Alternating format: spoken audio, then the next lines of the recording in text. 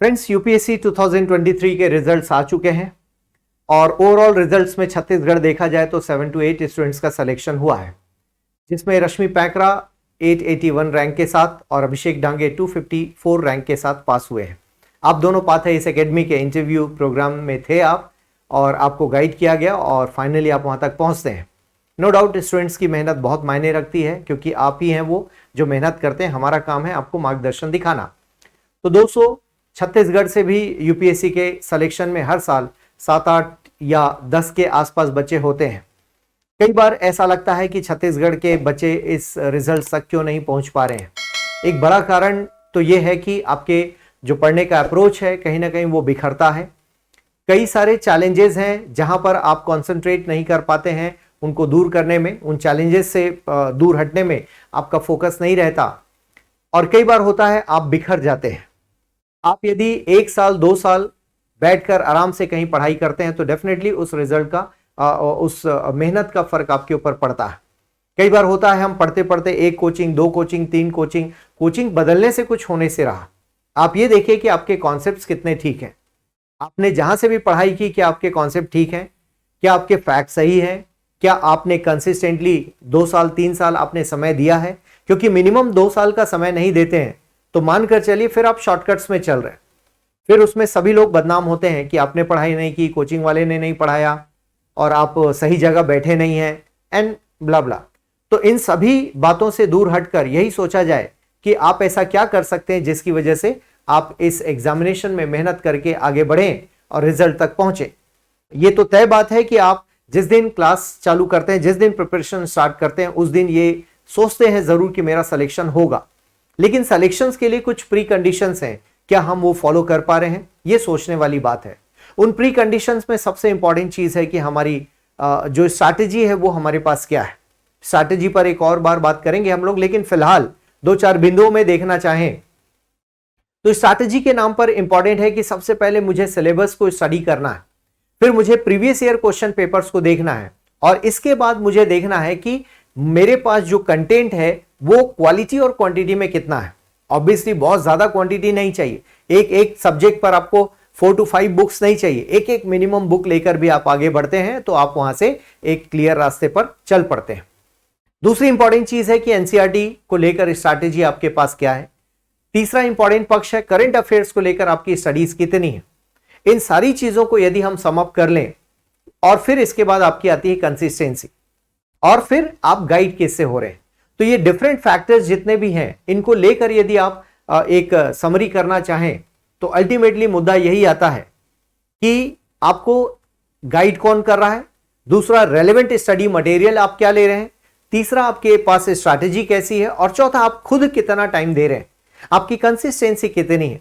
और इन सब चीजों के साथ आप देखेंगे फाइनली इस एग्जामिनेशन को क्रैक किया जा सकता है। हम रश्मि की बात करें या अभिषेक की बात करें तो आप देखेंगे इन्हें भी समय लगा। वो चाहे जिस भी कोचिंग से पढ़े हो, लेकिन इन्हें भी समय लगा।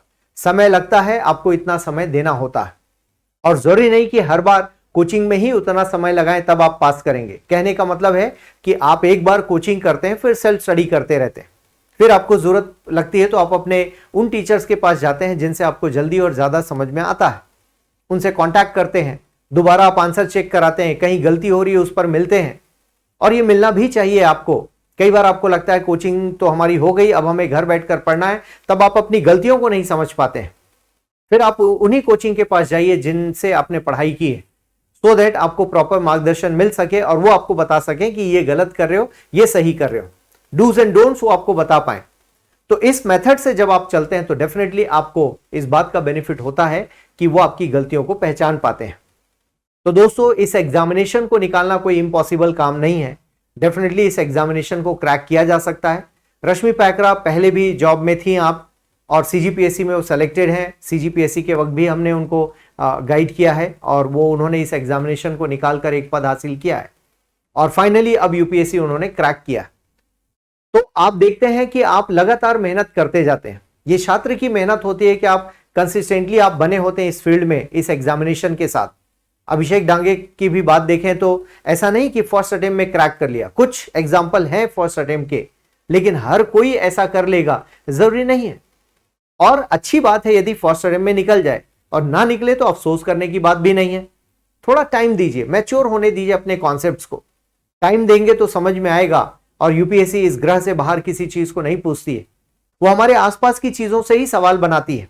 हमारे सब्जेक्ट्स हैं history, geography, polity, economy, international relations, internal security, ethics, नैतिकता, ये सब हमसे जुड़े हुए सब्जेक्ट्स, और इन पर कहीं बाहर जाकर रिसर्च वर्क करके आने की जरूरत नहीं है। तो दोस्तों मेरा मानना है इस एग्जामिनेशन को सक्सेस और फेलियर में हम तौलते जरूर हैं कि जिसका सिलेक्शन हो गया फाइनली वही सक्सेसफुल कैंडिडेट माना जाता है। लेकिन मेरा मानना है कि इसके पीछे भी देखा जाए। यदि आपके कुछ मार्क्स कम है तो उस पर मेहनत कीजिए। आपको फिर जिस कोचिंग से पढ़ना है, जिस कोचिंग में मेहनत करनी वहां कीजिए। आपको लगता है कि हाँ यहां पर थोड़ी हम मेहनत कर सकते हैं तो डेफिनेटली आप अपने टीचर्स की मदद लीजिए। कोई सब्जेक्ट होगा जहां आप कमजोर जा रहे होंगे, कोई क्वेश्चंस होंगे जिनको आप ढंग से लिख नहीं पाते हैं, उस टाइप के क्वेश्चंस, तो खुद को चेक कीजिए कि फैक्चुअल क्वेश्चन, एनालिटिकल क्वेश्चन में आप कहां गलती करते हैं, आप किस एरिया में ज्यादा स्ट्रांग है। फैक्ट्स याद नहीं है तो याद कीजिए अगली बार के लिए, एनालिसिस नहीं है तो एनालिसिस करना सीखिए। और फिर कई बार होता है कि प्रीलिम्स तुक्के में निकला हुआ है तो मेंस की तैयारी थी नहीं और निकला नहीं एग्जामिनेशन, वैसा भी है तो खुद को चेक करने की जरूरत है। तो दोस्तों मेरा मानना है इन एग्जामिनेशंस को जादू के सहारे या जादू की छड़ी हमने घुमा दिया या चमत्कार हो गया, ऐसा बिल्कुल भी नहीं है।